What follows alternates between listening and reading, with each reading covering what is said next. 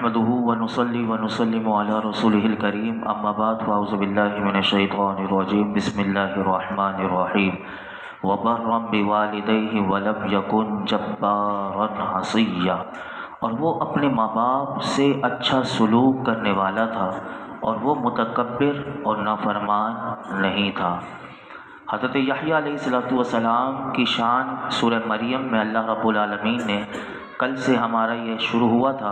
اور حضرت زکریا علیہ السلام کا ذکر کرنے کے بعد اب ان کے بیٹے کو جو اللہ نے انہیں بڑھاپے میں عطا کیا تھا، کل ہم نے سماعت کی تھی ان کی شان۔ آج اللہ رب العالمین نے ان کی اور بھی شان بیان کی کہ فرمایا کہ حضرت یحییٰ علیہ السلام کی اس آیت میں 3 صفات بیان کی۔ فرمایا کہ حضرت یحییٰ علیہ السلام اپنے ماں باپ کے فرما بردار اور ان سے اچھا سلوک کرنے والے تھے، کیونکہ اللہ کی عبادت کے بعد یاد رکھیے گا کہ سب سے بڑھ کر جو فرما برداری ہے وہ والدین کی خدمت ہے، اور اس پر اللہ رب العالمین کا یہ قول بھی دلالت کرتا ہے کہ وَقَضَىٰ رَبُّكَ أَلَّا تَعْبُدُوا إِلَّا إِيَّاهُ وَبِالْوَالِدَيْنِ إِحْسَانًا، اور تمہارے رب نے حکم فرمایا کہ اس کے سوا کسی کی عبادت نہ کرو اور ماں باپ کے ساتھ اچھا سلوک کرو۔ اور دوسری اور تیسری صفت اللہ نے حضرت یحییٰ علیہ السلام کی یہ بیان فرمائی کہ آپ تکبر کرنے والے اور اپنے رب کے نافرمان نہیں، والدین کے ساتھ احسان کرنے والے اور تکبر نہیں کیا کرتے تھے، اور اللہ کے نبی ویسے بھی نہیں کر سکتے، لیکن اللہ رب العالمین نے خاص طور پر فرمایا کہ یحییٰ علیہ السلام تکبر سے بالکل اپنے آپ کو اور اپنے رب کے نافرمان نہیں بلکہ عاجزی اور انکساری کرنے والے اور اپنے رب کی اطاعت کرنے والے تھے۔ یہاں اس آیت میں جبار کا لفظ آیا۔ جبار کے معنی یاد رکھیے گا کہ متکبر کے ہیں، اور ایک قول اس کے بارے میں یہ آتا ہے کہ جبار وہ شخص ہوتا ہے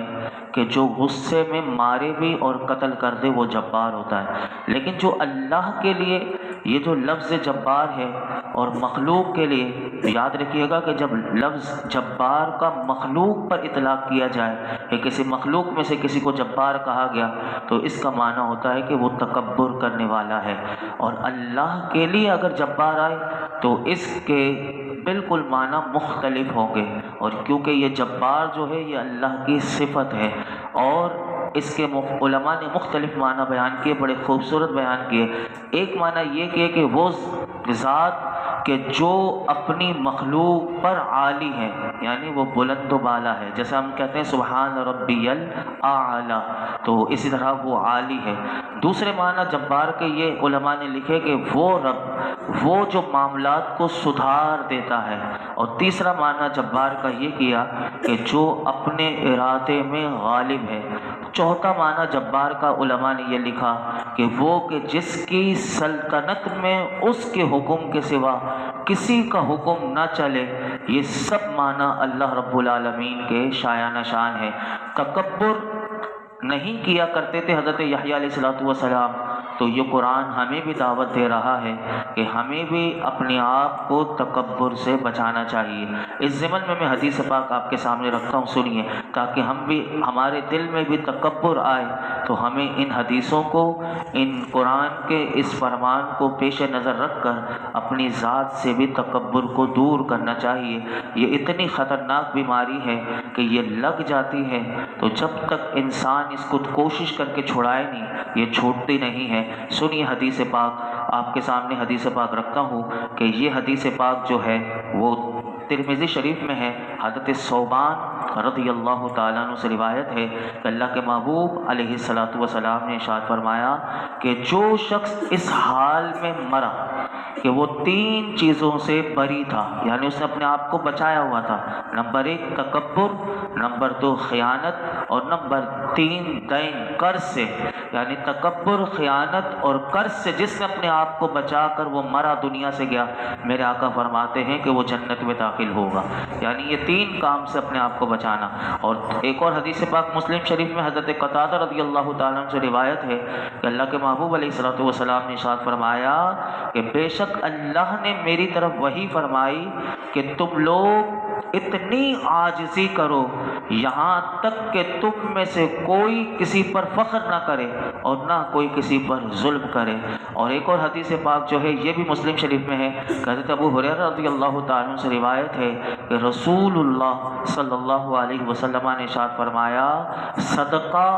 مال میں کمی نہیں کرتا، اور اللہ بندے کے دوسروں کو معاف کر دینے کی وجہ سے اس کی عزت میں اضافہ فرما دیتا ہے، اور جو شخص اللہ کے لیے عاجزی کرتا ہے اللہ اسے بلندی عطا فرماتا ہے۔ اور حضرت رقب مصری رضی اللہ تعالیٰ عنہ سے روایت ہے کہ حضور پر نور صلی اللہ علیہ وسلم نے ارشاد فرمایا کہ خوشخبری ہے اس کے لیے جو عیب نہ ہونے کے باوجود بھی تواضع اختیار کرے اور مسکینی کے بغیر بھی خود کو ذلیل سمجھے اور اپنا جمع کیا ہوا مال نیک کاموں میں خرچ کرے اور بے سر و سامان اور مسکین لوگوں پر رحم کرے اور علم و حکمت والے لوگوں سے میل جول رکھے۔ اور خوشبختی ہے اس کے لیے کہ جس کی کمائی پاکیزہ ہو، باطن اچھا ہو، ظاہر بزرگی والا ہو، اور جو لوگوں کو اپنے شر سے محفوظ رکھے۔ اور فرمایا سعادت مندی ہے اس کے لیے کہ جو اپنے علم پر عمل کرے اور اپنی ضرورت سے زائد مال کو اللہ کی راہ میں خرچ کرے اور اپنے آپ کو فضول گوئی سے رک جائے۔ اللہ کی بارگاہ میں ہم دعا کرتے ہیں اللہ ہمیں تکبر سے بچنے اور عاجزی اور انکساری کرنے کی توفیق عطا فرمائے۔ آگے حضرت یحییٰ علیہ السلام کی ایک اور شان اللہ نے بیان کی، فرمایا وَسَلَامٌ عَلَيْهِ يَوْمَ وُلِدَ وَيَوْمَ يَمُوتُ وَيَوْمَ يُبْعَثُ حَيًّا، اور اس پر سلامتی ہے جس دن وہ پیدا ہوا اور جس دن وہ فوت ہوگا اور جس دن وہ زندہ اٹھایا جائے گا۔ حضرت یحییٰ علیہ السلام جس دن پیدا ہوئے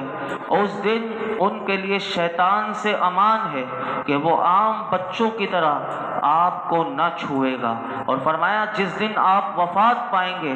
اس دن ان کے لیے عذاب قبر سے امان ہے، اور جس دن آپ کو زندہ قبر سے اٹھایا جائے گا فرمایا اس دن ان کے لیے قیامت کی سختی سے امان ہے۔ اس آیت کی تفسیر میں ایک قول یہ بھی ہے کہ پیدا ہونے، وفات پانے اور زندہ اٹھائے جانے یہ تین دن جو ہیں یہ بہت وحشت ناک دن ہیں، اور کیونکہ ان تین دنوں میں آدمی وہ دیکھتا ہے کہ جو اس سے پہلے اس نے کبھی بھی نہیں دیکھا ہوتا، اور اس تین مواقعوں پر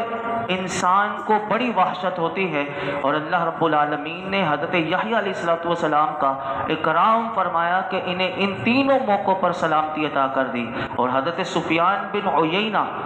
رضی اللہ تعالیٰ عنہ فرماتے ہیں کہ انسان کو تین دنوں میں وحشت کا سامنا کرنا پڑتا ہے، اور یہ تین دن ہی بڑے خطرناک ہوتے ہیں۔ اور ایک تو وہ کہ جب وہ پیدا ہوتا ہے تو ماں کے پیٹ سے آ کر وہ ایک نئی دنیا کا سامنا کرتا ہے، کیونکہ جب بچہ پیدا ہوتا ہے جب تک ماں کے پیٹ میں تھا ایک الگ دنیا تھی، ماں کے پیٹ سے باہر آ گیا اب ایک نئی دنیا ہے۔ اور فرمایا جب مرتا ہے تو ایسی قوم کو دیکھتا ہے، کیونکہ جب قبر میں گیا تو اب ان کو دیکھتا ہے کہ جس کو کبھی نہیں دیکھا تھا، اور جب قیامت کا دن ہوگا دوبارہ زندہ کیا جائے گا تو فرمایا کہ وہ اپنے آپ کو ایک عظیم محشر میں پائے گا کہ جس کی مثل اس نے کبھی نہ دیکھا ہوگا۔ اور اللہ رب العالمین نے ان تینوں وقتوں سے حضرت یحییٰ علیہ السلام کو امان اور سلامتی کا مژدہ فرمایا۔ لیکن یہاں پر کوئی یہ نہ سمجھے کہ صرف انہی کے ساتھ یہ خاص تھا کیا حضرت یحییٰ علیہ السلام کے ساتھ، تو یہاں پر یاد رکھیے گا علماء فرماتے ہیں کہ ہر نبی کو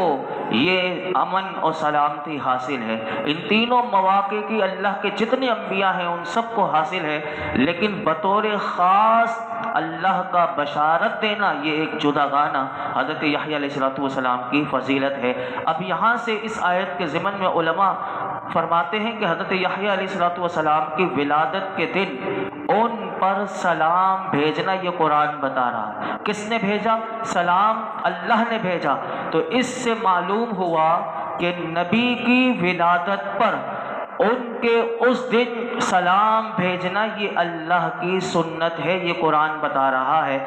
اسی وجہ سے ہم اہل سنت و جماعت جو ہیں 12 ربیع الاول کا وہ جو دن مبارک آتا ہے، وہ سہانی گھڑی جو آتی ہے کہ جس وقت آقا علیہ الصلوۃ والسلام کی ولادت ہوئی، تو اس وقت حضور کے چاہنے والے جو ہیں وہ کثرت سے حضور پر درود و سلام اس گھڑی میں بھیجتے ہیں، تو یہ اللہ کی سنت پر عمل کر رہے ہوتے ہیں۔ کوئی نظم کی صورت میں سنا رہا ہوتا ہے، کوئی نثر کی صورت میں سنا رہا ہوتا ہے، اور کوئی آپ کی ہر ایک انداز میں، ہر ایک کی جس کی جیسی حیثیت ہوتی ہے، وہ اپنی شان جو اللہ نے اسے علم دیا ہوتا ہے اس کے مطابق وہ حضور کی شان، حضور کے فضائل، حضور کے مناقب کو بیان کرتا ہے۔ تو فی زمانہ جو لوگ ہیں وہ اس آیت مبارکہ کو بیان کر کے پھر ساتھ یہ اعتراض کرتے ہیں کہ حضرت یحییٰ علیہ السلام کی وفات کا دن بھی جو اللہ نے کہا کہ اس پر بھی ان کو سلام بھیجا گیا، اس لیے تم رسول اللہ کے میلاد کا دن جو خوشی کا اظہار کرتے ہو، تو فرمایا کہ تم ان کی وفات کا دن منا کر غم بھی تو کیا کرو نا۔ یہ اعتراض کرنے والے اعتراض کرتے ہیں۔ تو اس کا جواب علماء نے یہ دیا کہ اللہ رب العالمین نے ہمیں یہ کہا کہ وَأَمَّا بِنِعْمَتِ رَبِّكَ فَحَدِّثْ، یہ اللہ کا قرآن ہے سورہ ضحیٰ میں۔ فرمایا کہ جس دن تمہیں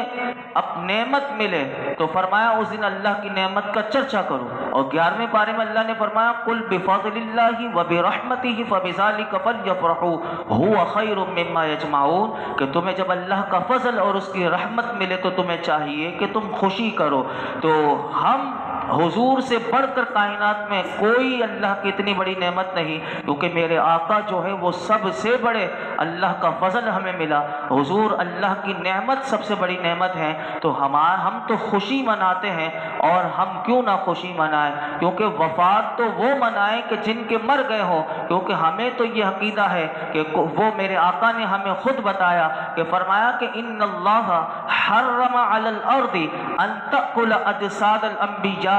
فنبی اللہ حی یرزق، کہ بے شک اللہ نے حرام کر دیا کہ زمین پر کے انبیاء کے جسموں کو خراب کرے، اللہ کے نبی زندہ ہیں۔ یہ میرے آقا نے سارے نبیوں کا بتا دیا، تو میرے آقا بھی زندہ ہیں۔ تو اعلیٰ حضرت کہہ اٹھے کہ تو زندہ ہے واللہ، تو زندہ ہے واللہ، میری چشم عالم سے چھپ جانے والے۔ اور حضور فرماتے ہیں فنبی اللہ حی یرزق، کہ اللہ کے نبی زندہ بھی ہیں اور وہ روزی بھی دیے جاتے ہیں۔ تو ہم انہیں یہی کہتے ہیں کہ ہم تو حضور کی عظمت اور شان ہی بیان کریں گے، کیونکہ حضور کی تشریف آوری دنیا کی تمام خوشیوں سے بڑھ کر اللہ نے ہمیں ایک خوشی دی ہے۔ تو اس دن ہم وفات کیوں منائیں؟ تو اس لیے ہم وفات، کیونکہ ہمارے لیے تو ہمیں میرے آقا نے یہ سبق پڑھا دیا کہ اللہ کے نبی زندہ ہیں، اور انہیں یہاں تو قرآن کہتا ہے کہ شہید زندہ ہے، تم ان کی زندگی کو نہیں سمجھ سکتے، تو تم جیسے تم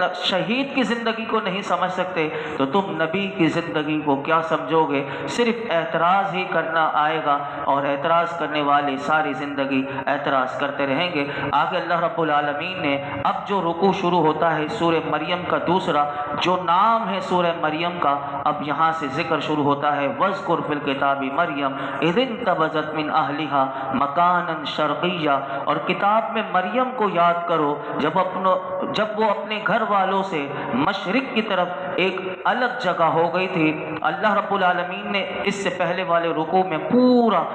بڑھاپے کی حالت میں حضرت زکریا علیہ السلام کو جو اولاد دی، ان کی بیوی کے بانجھ پن کو دور کیا اور انہیں نیک و صالح بیٹا عطا کرنے کے بعد فرمایا کہ یہ سارا اللہ کی بڑی قدرت کی دلیل تھی، لیکن اے لوگوں سنو، اب تمہیں اللہ اپنی ایک اور قدرت کا حیرت انگیز واقعہ اب سناتا ہے، اور وہ حیرت انگیز واقعہ یہ ہے کہ فرمایا اے حبیب آپ قرآن کریم میں حضرت مریم رضی اللہ تعالیٰ عنہ کا واقعہ پڑھ کر لوگوں کو سنائیے، تاکہ انہیں ان کا حال پتہ چلے کہ بی بی مریم کون تھی کہ جب وہ اپنے گھر والوں سے مشرق کی طرف ایک الگ جگہ ہو گئی تھی کہ اپنے مکان میں یا بیت المقدس کے شرقی جانب میں لوگوں سے جدا ہو کر وہ کیا کیا کرتی تھی؟ فرمایا وہ عبادت کے لیے اپنے آپ کو انہوں نے خلوت میں تنہا کر لیا تھا۔ یاد رکھیے گا کہ مریم کے معنی کیا ہے؟ مریم کے معنی ہے عابدہ اور خادمہ۔ یہ دو معنی علماء نے لکھے کہ آپ بچپن سے ہی بیت المقدس کی خادمہ تھی اور وہاں رہ کر اللہ کی عبادت کیا کرتی تھی۔ حضرت مریم کے فضائل میں سے یہ ہے کہ علماء نے لکھا کہ قرآن کریم میں صرف ایک آپ واحد عورت ہیں کہ جن کا نام لے کر اللہ نے آپ کا ذکر کیا، یعنی قرآن میں عورتوں میں سے جس کا نام اگر آیا ہے تو وہ بی بی مریم کا ایک نام آیا ہے، اور یہ آپ کی شان کے بارے میں یہ قرآن خود بھی تیسرے پارے میں بیان کرتا ہے کہ بی بی مریم کی شان کیا ہے۔ تو تیسرے پارے میں اللہ رب العالمین نے ارشاد فرمایا وَإِذْ قَالَتِ الْمَلَائِكَةُ کہ یا مریم ان اللہ اصطفاکی وطہرکی واصطفاکی علی نساء العالمین، اور یاد کرو جب فرشتوں نے کہا اے مریم اللہ نے تمہیں چن لیا ہے اور تمہیں خوب پاکیزہ کر دیا ہے اور تمہیں سارے جہان کی عورتوں پر منتخب کر لیا ہے۔ بی بی مریم کی ولادت کیسے ہوئی تھی، پرورش کیسے ہوئی تھی، اگر کوئی دوبارہ پڑھنا چاہے تو میں ذکر کر چکا تھا تیسرے پارے میں سورہ آل عمران کی آیت نمبر 35، 36، 37، وہاں ولادت کا، اور آیت نمبر 43 میں آپ کی عبادت اور ریاضت کا ذکر ہے۔ لیکن قرآن یہاں پر کچھ اور نئی باتیں سورہ مریم میں بیان کرے گا، کل انشاءاللہ آپ کے سامنے یہ بیان کیا جائے گا۔ اللہ رب العالمین ہم سب کو قرآن حکیم کا فیضان عطا فرمائے اور اس کے نور سے ہماری زندگیوں میں نور عطا فرمائے۔